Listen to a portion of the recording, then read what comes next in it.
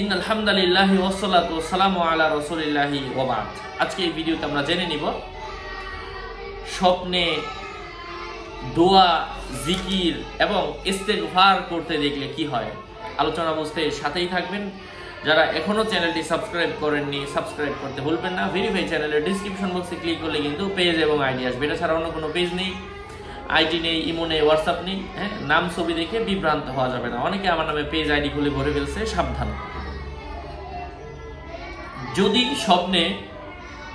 যদি নামাজ শেষ করার পরে আল্লাহ তাআলার কাছে কেউ ইস্তেগফার করতে দেখে, তাহলে তার দোয়া কবুল হওয়ার সম্ভাবনা রয়েছে।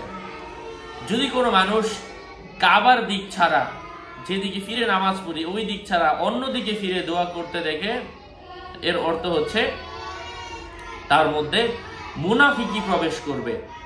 এই ব্যাপারে কোরআনের আয়াত এসেছে, ওয়াইদা কিলা লাহুম তাআলাউ ইস্তাগফির লাকুম রাসূলুল্লাহ, যখন তাদেরকে বলা হয় তোমরা আল্লাহর পথের দিকে ফিরে আসো, হ্যাঁ, আল্লাহ রাসূল তোমাদের জন্য ক্ষমা চাইবেন। যদি কোনো মহিলা স্বপ্নে দেখে যে গুনাহের জন্য আল্লাহর কাছে তওবা করছে, এর অর্থ হচ্ছে তার নামে কেউ অপবাদ দিতে পারে, মিথ্যা কথা রটিয়ে দিতে পারে। আল্লাহ স্বপ্নে সুবহানাল্লাহ বলতে দেখার অর্থ হচ্ছে দুশ্চিন্তা দূর হওয়ার সম্ভাবনা রয়েছে। স্বপ্নে কোনো মানুষ তাসবিহ পড়তে দেখার অর্থ হচ্ছে হ্যাঁ, দুশ্চিন্তা দূর হবে। আল্লাহ তাআলা বলেছেন ফালাউলা আন্নাহু কানা মিনাল মুসাব্বিহিন, যদি ইউনুস আলাইহিস সালাম তাসবিহ পাঠ না করত, আমি তাকে মাছের পেট থেকে রক্ষা করতাম না।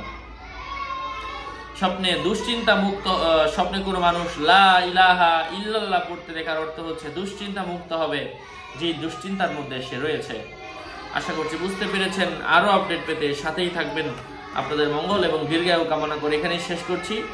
যে বই থেকে স্বপ্নের ব্যাখ্যাগুলো দেওয়া হয়, বইটার যদি প্রয়োজন হয় আমার সাথে যোগাযোগ করে নিয়ে নেবেন 01908183699। আসসালামু আলাইকুম ওয়া রাহমাতুল্লাহ।